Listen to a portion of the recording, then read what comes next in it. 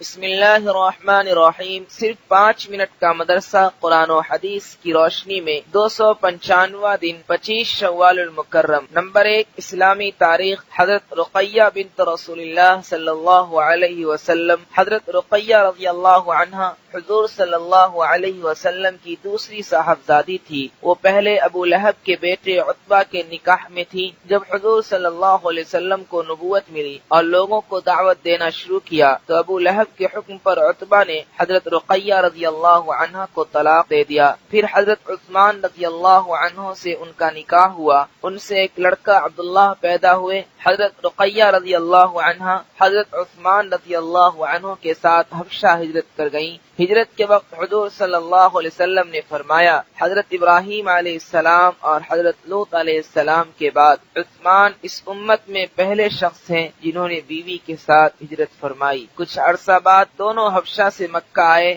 اور پھر ہجرت کر کے مدینہ آ گئے۔ غزوہ بدر کے موقع پر حضرت رقیہ رضی اللہ عنہا بہت بیمار ہو گئی تھی، اس لیے حضور صلی اللہ علیہ وسلم نے حضرت عثمان رضی اللہ عنہ کو ان کی تیمار تاری کے لیے روک دیا تھا، اور اسی بیماری میں سن 2 ہجری میں حضرت رقیہ رضی اللہ عنہ کا انتقال ہو گیا۔ جنگ بدر میں شرکت کی وجہ سے حضور صلی اللہ علیہ وسلم ان کی نماز جنازہ میں شریک نہ ہو سکے، وہ جنت البقیع میں مدفون ہوئی۔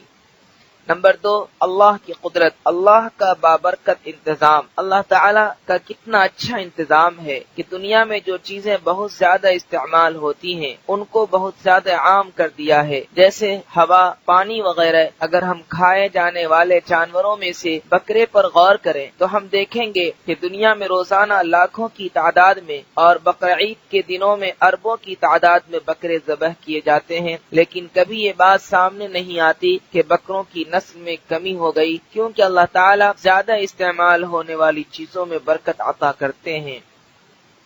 نمبر 3، ایک فرض کے بارے میں سجدہ تلاوت ادا کرنا۔ حضرت ابن عمر رضی اللہ عنہما فرماتے ہیں، حضور صلی اللہ علیہ وسلم ہمارے درمیان سجدے والی سورہ کی تلاوت فرماتے تو سجدہ کرتے اور ہم لوگ بھی سجدہ کرتے، حتیٰ کہ ہم میں سے بعض آدمی کو اپنی پیشانی رکھنے کی جگہ نہیں ملتی۔ فائدہ، سجدے والی آیت تلاوت کرنے کے بعد تلاوت کرنے والے اور سننے والے دونوں پر سجدہ کرنا واجب ہے۔ نمبر 4، ایک سنت کے بارے میں بیماروں کی عیادت کرنا۔ رسول اللہ صلی اللہ علیہ وسلم بیماروں کی عیادت کرتے اور جنازے میں شریک ہوتے اور غلاموں کی دعوت قبول فرماتے تھے۔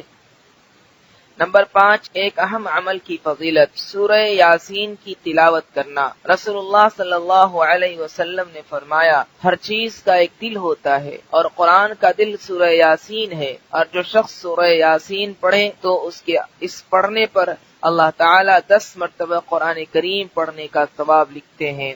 نمبر 6، ایک گناہ کے بارے میں کسی کی بات کو چھپ کر سننا۔ رسول اللہ صلی اللہ علیہ وسلم نے فرمایا، جس نے دوسروں کی کوئی ایسی بات چھپ کر سنی جس کو وہ اس سے چھپانا چاہتے تھے تو قیامت کے دن ایسے شخص کے کان میں شیشہ پگھلا کر ڈالا جائے گا۔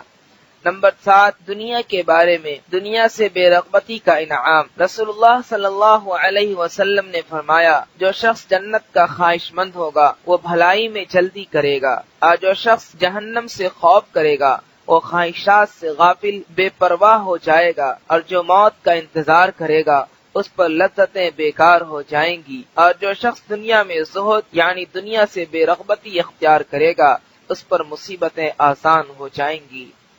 نمبر 8، آخرت کے بارے میں جنتیوں کا لباس۔ قرآن میں اللہ تعالیٰ فرماتا ہے، ان جنتیوں کے بدن پر باریک اور موٹے ریشم کے کپڑے ہوں گے اور ان کو چاندی کے کنگن پہنائے جائیں گے، اور ان کا رب ان کو پاکیزہ شراب پلائے گا۔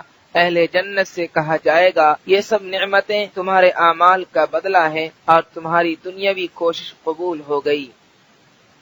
نمبر 9، طب نبوی سے علاج، ہر بیماری کا علاج۔ ایک مرتبہ حضرت جبرائیل علیہ السلام رسول اللہ صلی اللہ علیہ وسلم کے پاس تشریف لائے اور پوچھا، اے محمد، کیا آپ کو تکلیف ہے؟ رسول اللہ صلی اللہ علیہ وسلم نے فرمایا، ہاں۔ تو جبرائیل علیہ السلام نے یہ دعا پڑھی، بسم اللہ ارقیک من کل شیء یؤذیک من شر کل نفس وعین حاسد بسم اللہ ارقیک واللہ یشفیک۔